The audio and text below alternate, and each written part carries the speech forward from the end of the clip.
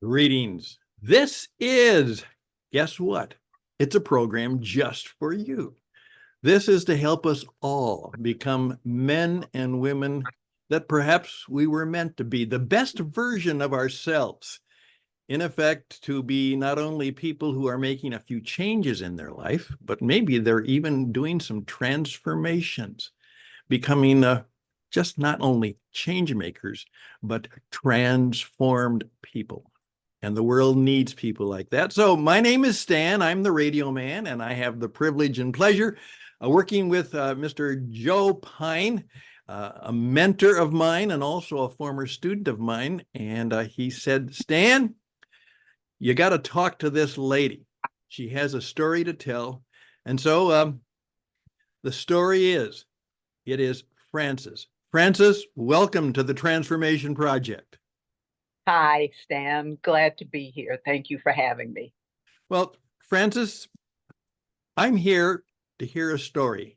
And so if the other people are joining us and many friends and people say, yeah, well, Frances, it's your turn and it's your town, it's your show and your stage, and you're on. Tell us your story.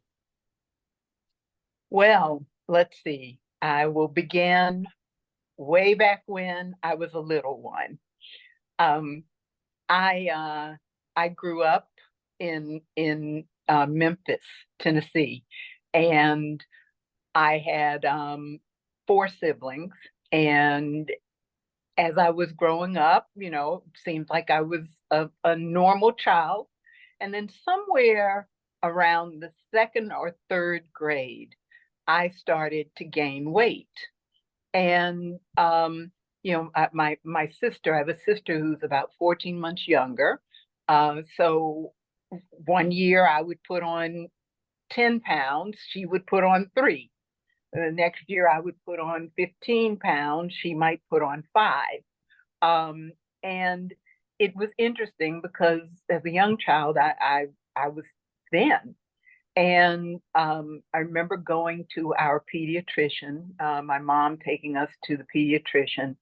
And when the doctor did what the doctor did, apparently my blood pressure was a little high for my age. And he, of course, he and my mother knew that I was putting on weight. And so um, probably, I don't know if it was the third, fourth grade, he put me on 1,000 calorie diet. And when I think about that now, I'm like, how could a child exist on 1,000 calorie diet? But that was now versus then. And it was a 4-page kind of flyer thing that listed all the foods that I could eat and the calorie counts. So I went on that diet and ended up losing, I think it was about 10 pounds over, as I recall, I was put on the diet during the summer.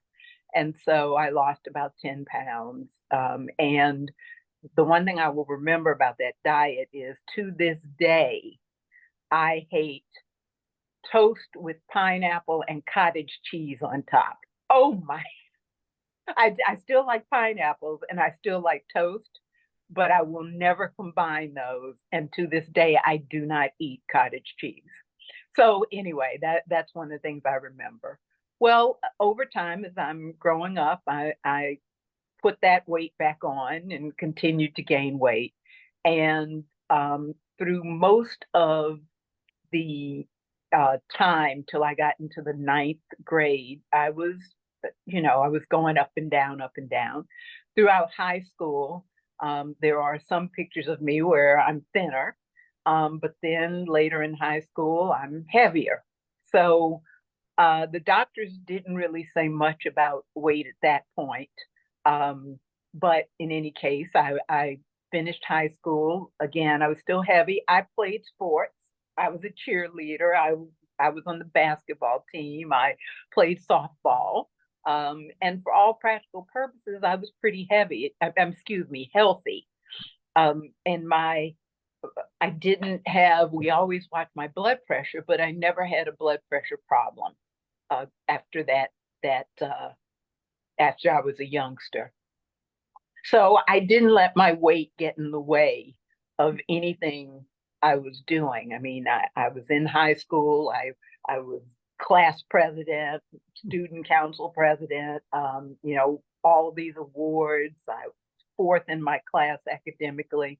So I did a lot of things community wise because my parents were pretty much like, you can do anything you want to do and you get your education and you explore and you go get it, go get them. And that's how they raised all of us. So, and my siblings didn't have weight issues. I think one of my brothers gained some weight a little bit when he was in high school, but none of them ever really put on weight. So I went off to college. I left Memphis. I was 17, and I went off to college up in the East. And again, didn't let my weight bother me. Throughout college, I lost weight. I put weight on. I lost it. And again, it wasn't an issue. When I finished my senior year of college, I had gotten up to about, I believe it was 225 pounds. Mhm. And generally, that's the weight I stayed at for many years. I went up actually, but I was always over 200 pounds. And I remember when I went to my first job, which was working for HBO in New York City. Again, loved New York, took it in. It was a wonderful place to be at 21 years old, in Manhattan, traveling back and forth and all those sorts of things. I was there for 2 years and then I went back to school, to graduate school. And I was up at around 250 pounds when I went to grad school. I stayed at that weight through the 2 years I was in school. Again, did fine in grad school. An ad agency, I was in Chicago at this time, an ad agency there hired me to be a client service person. So again, my weight has not gotten in the way of my doing and living life, but it's always been an issue. But I like to wear nice clothes. I like to dress fashionably, and when I was growing up, you were either called chubby or big boned, plus size, and there were not a lot of stores that actually catered to someone growing up as a teen and getting into young adulthood that were always nice clothes. So we found them, but still not like today. Not like today where you can be anybody and clothe your body the way you want to, which is wonderful. So anyway, so here I am in graduate school. I'm nearing the end of the 2 years there, and I believe it was March of my last year. I said, I'm going to try and take some weight off. So I put myself on a diet, and I had been on other diets before. Again, well, I'll go into more of that later. But I had been on diets before, and in this one, I said, okay, I'm going to count my calories. I'll try and have no more than somewhere between 14 to 1600 calories a day. I'll make sure I eat my 3 meals. And I had been eating properly, but I eat my 3 meals. So I would prepare my meals. I'd have breakfast. I'd make sure I took lunch with me to class. I would come back and eat dinner that I had fixed. Everything. I had my 3 food groups. You're doing everything right, right? Exactly.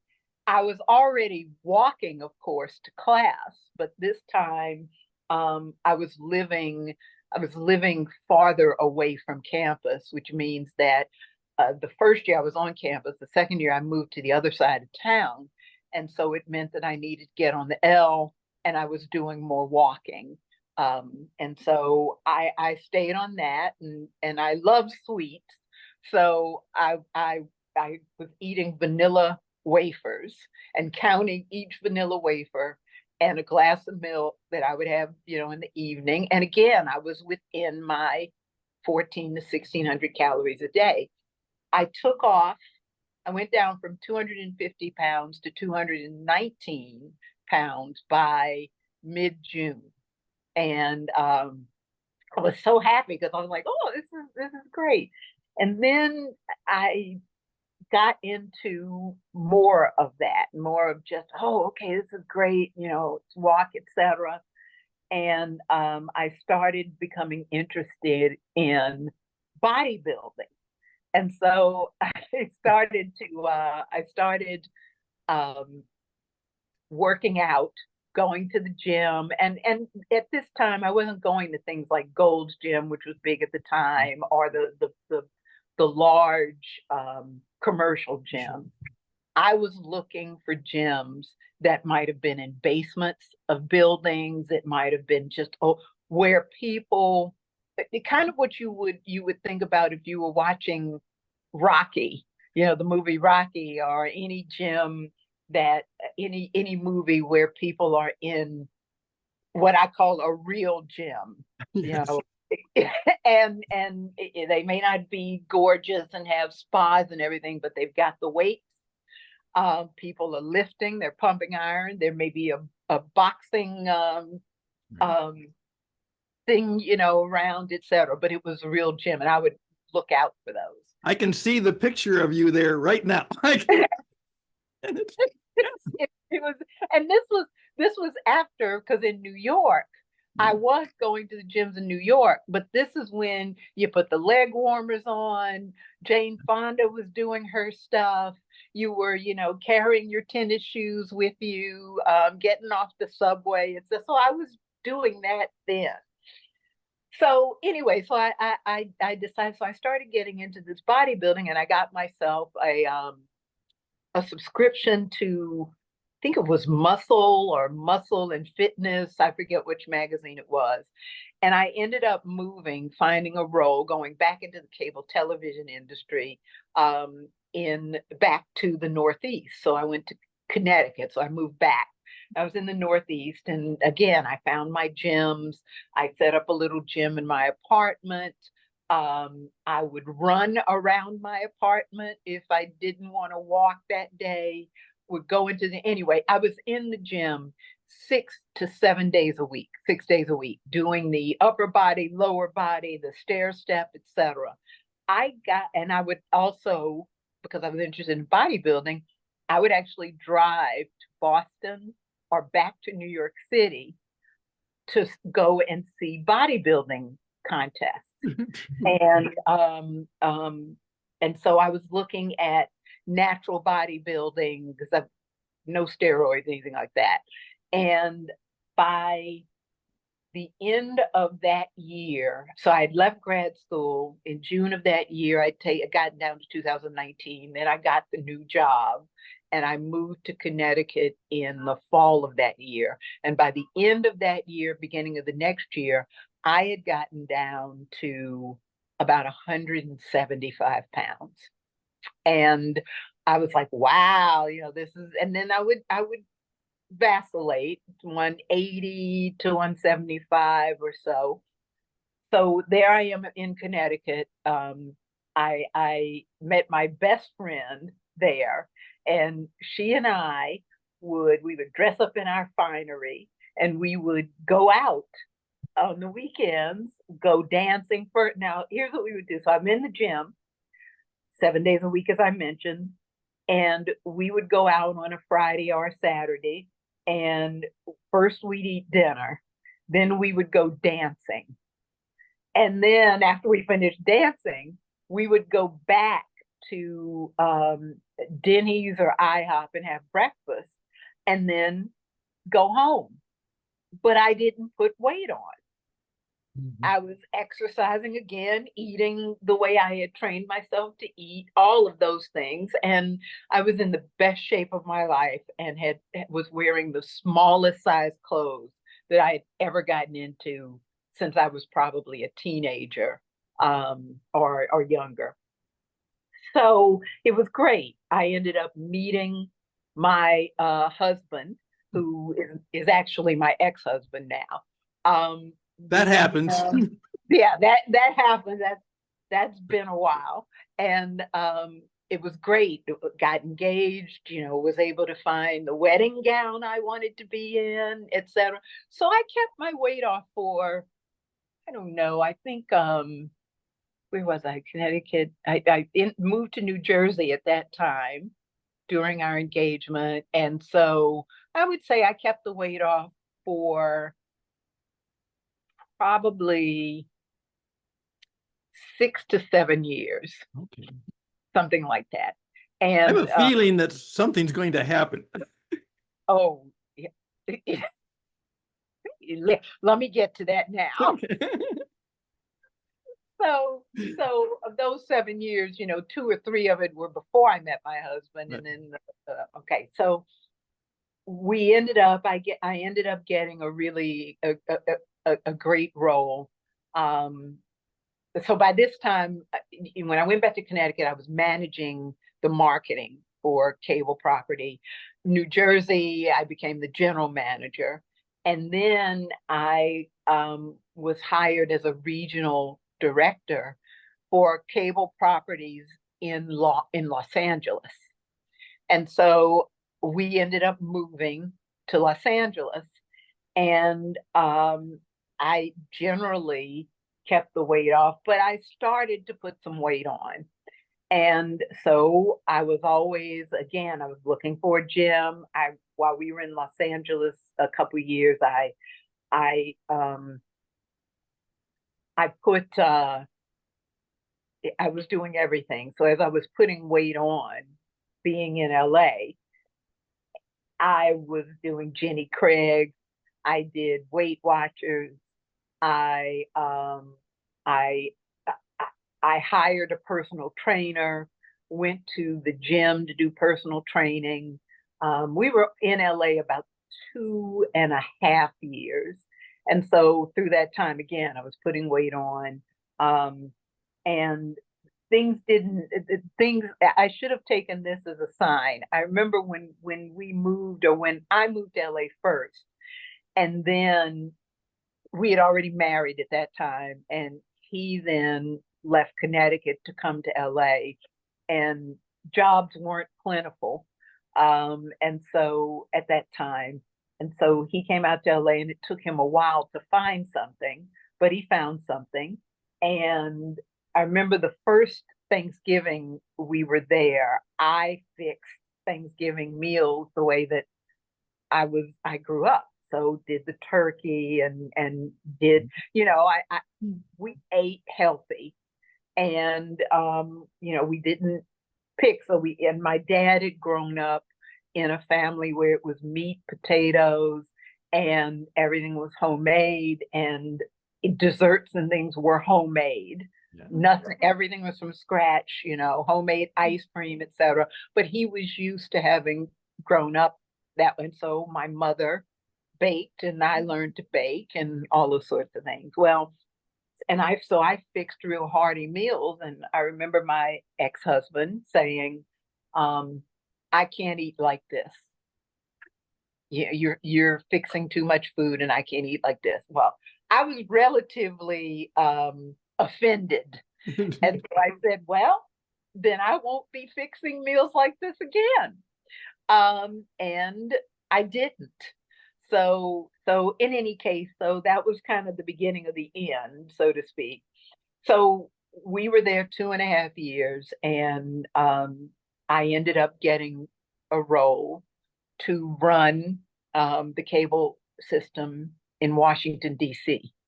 And I did that for 4 years. And over that 4 year time frame, I put weight back on. I mean, I started to gain even more weight. And by the time I left Washington, so I was there for 4 years, and then got a role as a vice president of marketing and sales for another cable operator back in the South. And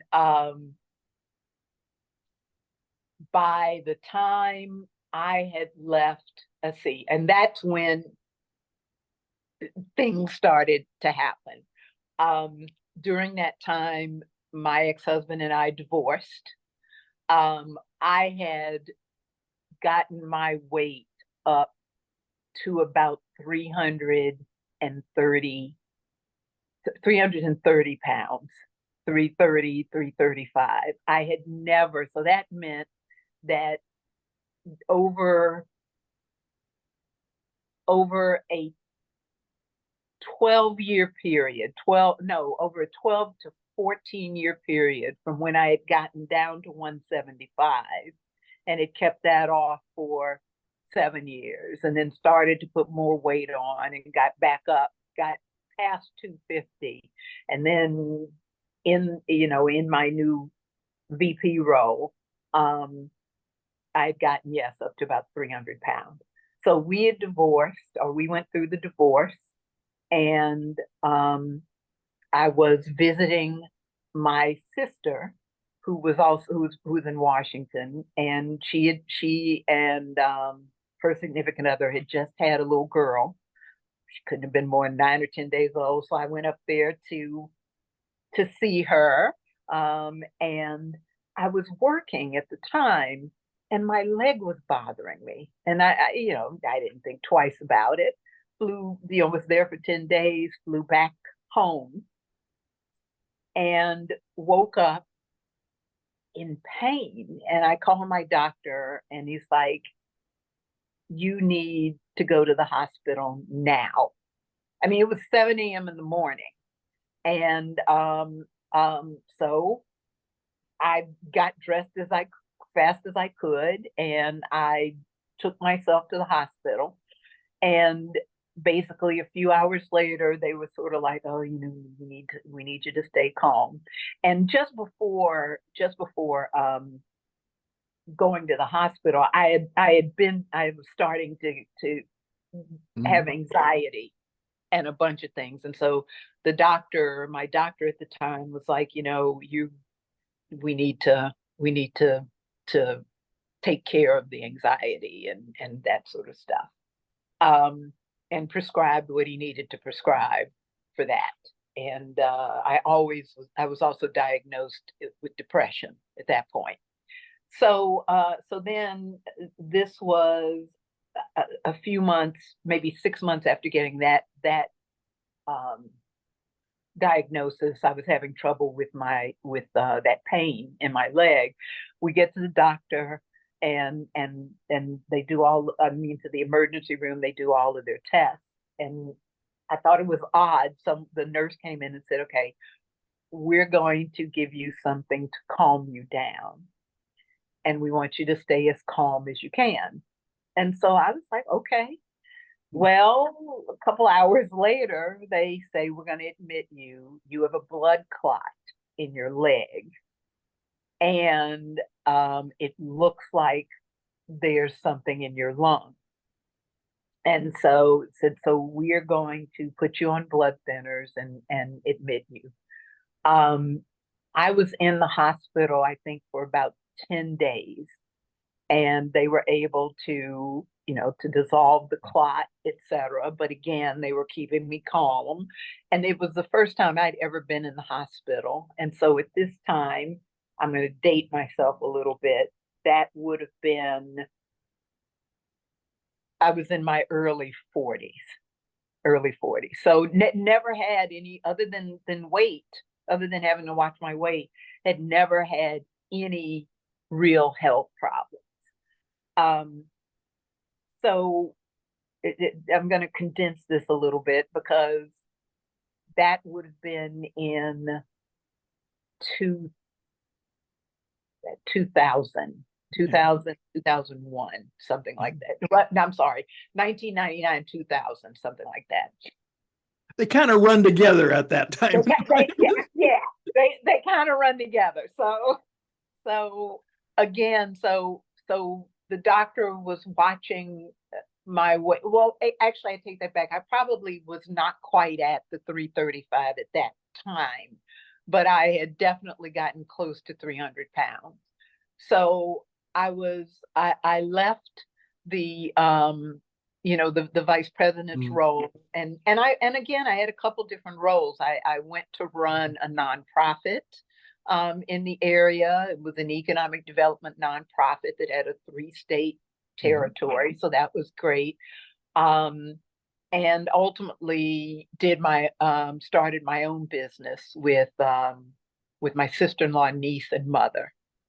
And we had that business for a couple of years. And I was already divorced, and um, but I was starting to um, it was a tough time. It was a tough time. There were some other things that went on financially that um, were related to my having left the previous role because I was being paid very well. But in the role of a nonprofit and in your own business is a whole different story. So, and then I was also helping some other entrepreneurs to run their businesses. But I will tell you that when I owned my own business, boy, I made the least amount of money in my life, but loved that role. I mean, it was a creative role. We were doing custom bouquets and candy and stuff like that. I mean, it was wonderful. Being a So creator is really, being a creator is really, I think, what everybody is made for. They just sometimes never discover that. I agree with you. I agree with you. And many times I joke with my sister because she always talks about how she's not creative and how she can only draw stick figures or whatever. And then I watch her do things where she fixes things around her house, or she fixed a microwave, she fixed some plumbing, she fixed this, she organized. And I said, you are creative. Said, no, no, no, no, no, I'm not. I said, the fact that you can visualize and work with things with your hands and get them to be from one state to another, almost from a dead state to a living state, so to speak. You can fix things. I said, that's creativity. Ladies and gentlemen, I want you to play those last 3 minutes over again a couple of times, because this bright woman just gave you the great truth that you all need to embrace, is there is something about you that is creative. Believe Yes, it. yes, yes. We were created.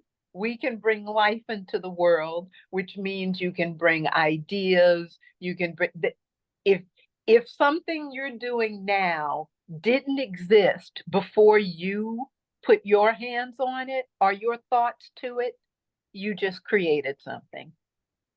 So in any case, moving on. So I decided to take that creative. I started a business similar to that candy and bouquet store, etc. And I moved back to the Washington D.C. area. And actually, it was Washington, which ultimately I ended up actually in the Hampton Roads, Virginia Beach area. So, but just before moving, I had gone to the doctor. I had gotten to that 335 pounds. And I said to him, I said, we've got to do something. I don't know. And he had started to talk to me about having weight loss surgery. And so he'd been treating me for the blood clots. And he said, I think you are a good candidate for it. Let's do it. So here I was still, I hadn't moved to Washington yet. And so I was still there, and he enrolled me in a bariatric surgery program. And you could not get that surgery if you did not go through a preparatory program, which meant, one, you had to have a psychological analysis. Two, You had to, answer all these questions and things. 3, you had to go through coursework of how to eat, um, food, nutrition, those sorts of things.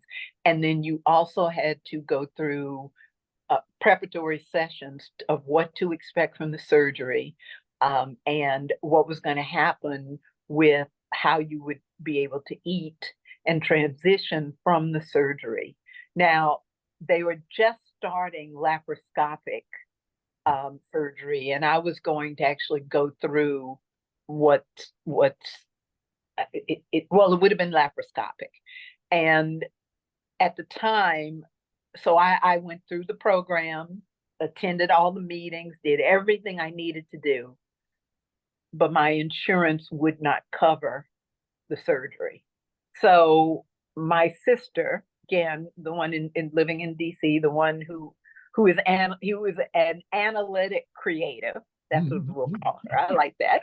Or creative analytic, or whatever you want to say.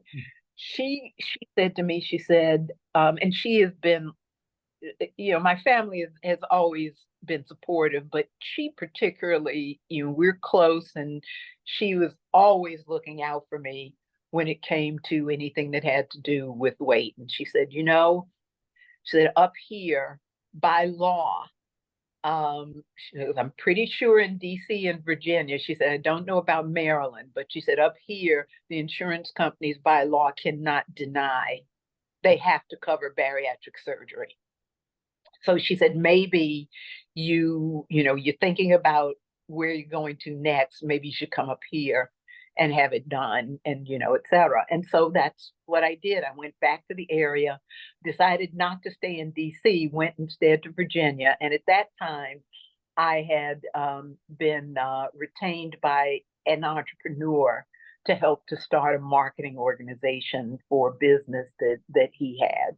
And he said, you can set the office up anywhere you want. And since I found the doctor in Virginia Beach, we set up the office in Virginia Beach, and I lived in that general area. And went to get the surgery by now it's 2004, 2005. So on January 5th of 2005, I went to get full-fledged surgery. The insurance covered it, and it's what's known as the gold standard of bariatric surgery, which means it was invasive. I was under anesthesia. I think it's called Roux-en-Y, and I probably didn't pronounce it properly, but your stomach is cut down to about an eighth of what it was, and you get stitched up, and you've got to recover. So my sister and niece and best friend came to see me in the hospital. At the time, my mother was still living, and she and one of my aunts came up to visit while I was recuperating. And I did that, and so you could only eat so much, and you couldn't have high fat meals. So again, you go into eating, dealing with the pyramid and all sorts of things. The eating for everything. But it was a couple of months before I could actually consume meat, and even full foods. And my best friend and I celebrated that by going to dinner one day, and she's like, you only ate a couple of pieces of meat. I said, I can't eat anymore. So unfortunately, so in 2005, it took me, I think by the end of that year, I had dropped 140 pounds. So I went down from 235 to 195, 190, 195. And it was wonderful. It was great. So by that time, let's see, what did I, 2005 to, I'm getting, now my brain has just stopped working. Okay. So later that year, in December of 2005, or no, I'm sorry. So I was still working at that initial role, but I left that job and was kind of on my own for a little while. Gave up my apartment and moved in with my best friend and her husband, and they were living again in the Virginia Beach area. And then I decided that I wanted to move to the Bay Area, to San Francisco. And so here I was in Virginia Beach. Excuse me, I was actually living in the Suffolk, Chesapeake, Mhm. Virginia area. And I sold everything I had and loaded up my, I think at that time I had a Pathfinder, a Nissan Pathfinder. And I loaded that up and I drove cross country for 2 weeks to the San Francisco area. Now, I had at that time there were these internet employment Mhm. organizations, and I wish I could remember the name of this one because I know that it's changed since then. But I was able to get a consulting role with an entrepreneur in Silicon Valley. And he and his partners were trying to start a company for people who had retired but who still wanted to work. And he was trying to help them start their own things. And I wasn't too much into, I mean, we all knew Silicon Valley and everything, but I wasn't really too much into heading out there for tech reasons. And he was not a tech entrepreneur. He had been, but that's not the type of business he was trying to start. But his office was there on in the areas where the tech folks were, and so I worked with him for about 4 months. Now I'm going to give you an aside because in 2005, after I did get the weight loss surgery, I had another bout of of uh, of the blood clot. I had another blood Okay. clot in the leg, so I had to be treated for that too. So here I am with the weight loss surgery, blood clot, etc. So we got treated for that during that time. So I head out to California. I get there, and for 4 months I'm working with this entrepreneur, and then he ran out of money and said, "Well, we're not going to do this anymore." So I ended up finding a role running a chocolate cafe up in the East Bay area, and loved doing that, except for the fact that I started then while I was there, and it was true retail, but true Mhm. service, individualized service, those sorts of things. And it was great because it was similar, or it was in the same type of thing I'd been doing when I owned my own business. So I started to teach, just, said, oh, I'll teach a marketing class, and realized I really loved it, teaching.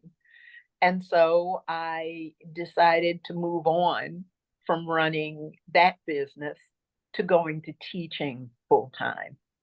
And so then I moved from the East Bay back into the true Silicon Valley, Mountain View, Mhm. Palo Alto, Menlo Park, all of that area, and found a role with a school there, a small business school there. And the first year that I was at, and I was again, I was keeping the weight off, everything was fine, so no issue there. Was going to the gym, etc.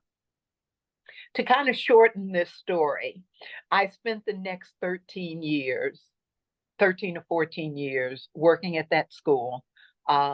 They required me to get a doctorate. So I went to get a doctorate of business administration at a school in France, and was back and forth between California and France. Um, Early in that situation, I had another issue with the blood clots, and ultimately went on blood thinners. I'm on those and will be on those for the rest of my life. And luckily, things have been good there. And then in those 13 years, I got my doctorate, etc. I started to put weight back on, but I didn't put. I went back up to about to the 225, 250. Ultimately, over the years, up through about 2018, I believe, I got back up to about 260 pounds.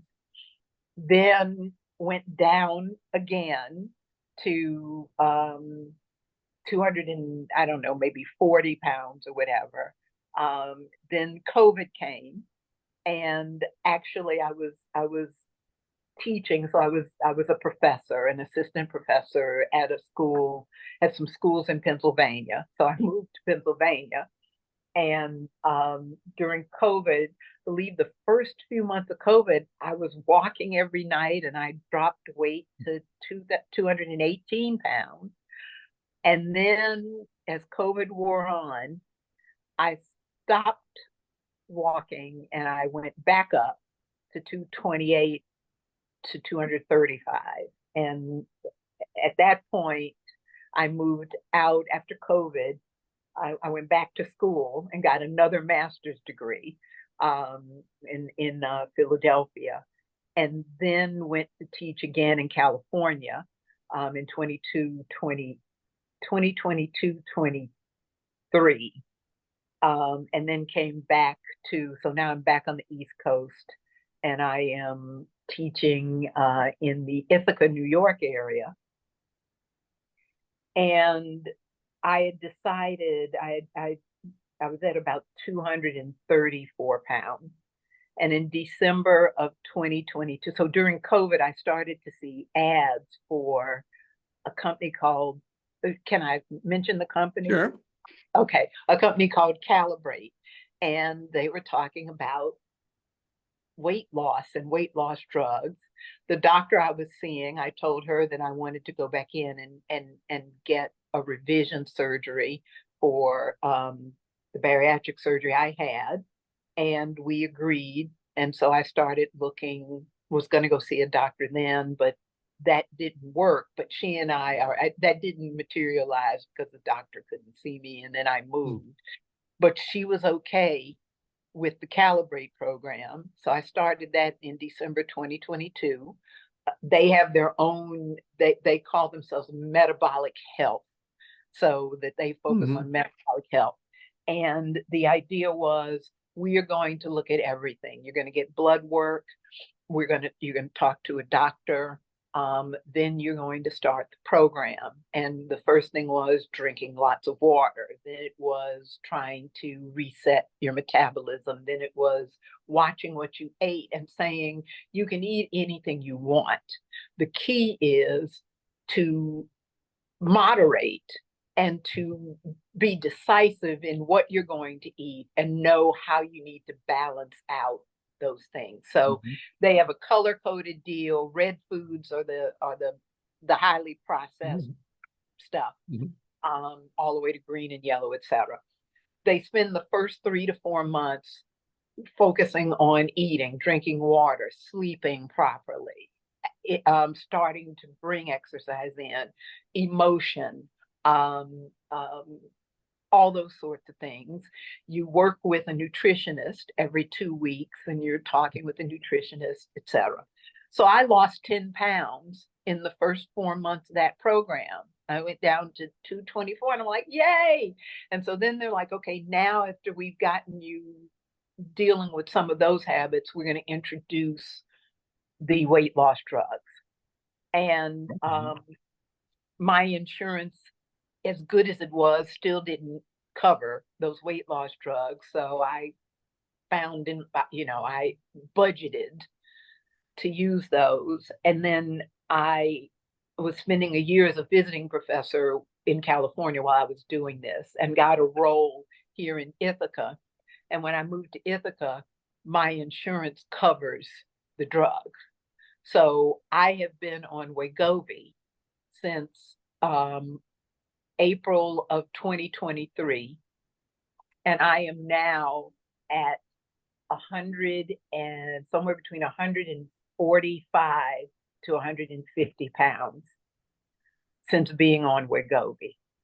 And so now we're at the point where I'm stabilizing, and in working, I'm in the second year of Calibrate, and in working with them and my doctor, I've come off the highest amount of Wegovy down to what's considered maintenance, and I may come down a little, but I don't plan to get off the drugs.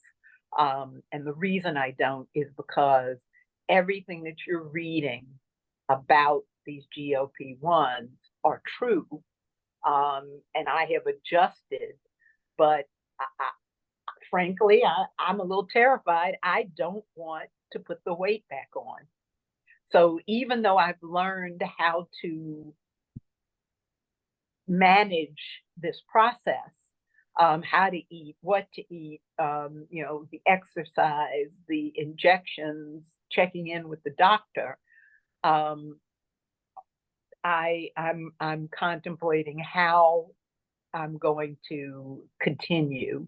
And right now, I think I'll stay on it for a bit of time, at a lower dose, but I don't anticipate ever really going off of it. And I am thrilled. Now, it is an adjustment. I can't quite give away all the clothes I used to wear because yeah, and I have not gone on a shopping spree to get a lot of smaller clothes because I I have always had to manage my weight. And so in transforming, I'm still trying to transform my thought process. Again, I've never let my weight keep me from doing most anything I want, but I have always been cognizant of it. And so I guess in a way, there have been things that I haven't done because I've carried the weight. And so now I'm sort of like, well, but I do notice that I move differently. Life is a little different. But it's still a transformation. There's still work to be done. So Remember that last line. There's still work to be done. Yes. This has been fascinating. I like to give people nicknames from time to time. So can I give you a little nickname? Uh-oh. Yes. I'm gonna call you Cat Francis because you've lived 9 lives. You know what's great about that, Stan, is I love cats. Well, you are I one. love them. That is a and here's what I am as a coach for a long time. Let me just tell you why this, if I can, with your permission, tell you a little bit why this has been a significant story, a very significant story. First of all, the story isn't over yet. Right. It's going to continue, and she doesn't know quite what is always going to happen.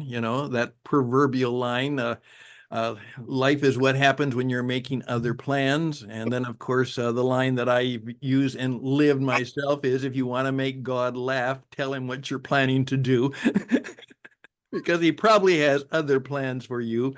And the other one is, the reason you're here is not the real reason you're here. And so you have been an illustration of all of those wonderful life principles.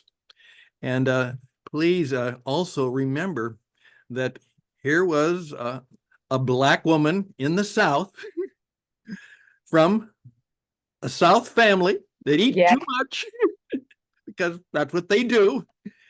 And she has taken this all around, and she has come to a place where that old Shaker song, where eventually you change until you come down in the place just right, or maybe close to it. Yes. And yes. you have lived that story, and thank you for sharing it. And now I'm gonna As I oftentimes say, if you can't pitch yourself, have somebody else pitch for you. Okay, so can I just simply say that part of the reason for this is you are now a teacher. Yes. And I point out that at every stage in our life, finally, you are called to teach, no matter who you are or what you do. You know, teaching is not a profession, it is a way of life. And you have reached that stage, as I oftentimes say, the last words of Jesus before he left for his other assignment, he said, go and teach, go and teach, go and teach. And you have done that, and now you're living that. So tell us right now, if it's okay with you, could people contact you? Could people get help from you? Could they get encouragement from you in any way? Of course. Well, would you tell them how to do it? Well, now I'm trying to figure out which one. I have so many email addresses. It's incredible. That's right. Remember, the way you do life now is that you work not for somebody, you work with somebody, and you work with a lot of people, and that's the way it will be. That's right. Yes. What's the Yes. best way right now? I think the best way is to contact me through one of two ways, either turnerfe@aol.com, and that's Turner, Turner, F is in Francis, E is in Edward, at AOL.com, or you can also contact me if you're on LinkedIn, through LinkedIn, at and it would be under Francis with an E, Francis Turner, DBA, and that DBA is Doctor of Business Administration. So yes, please do, because I find this with my students all the time, that we get really nervous and really shy, and we don't want to burden other folks, and we think that when we start to talk about something that we want to pursue or that's bothering us, that it's embarrassing, and it's kind of interesting when you're dealing with 18 to 22-year-olds who really, again, are doing lots and lots of things, but they're afraid to show a point where they might be vulnerable. And my role is to listen and to encourage. And so if you need to ask or want, I'll be glad to help where I can. And if I can't help, at least I can listen. And oftentimes I say, and I probably know somebody who can. Yes, exactly. That's right. Exactly. Well, this has been a delightful time together, and we will be in touch again. And I thank you so much. I thank you on behalf of my good colleague Joe Pine, who wants to teach us all a little bit about how you don't have to live the life you're living. You can live the life you might want to live. You can be not only changed, you can be transformed with hard work, falling down and getting back up. Find a friend and probably whisper a prayer from time to time. Things will go well for you. So I thank you for being with us. Thank you. Bye.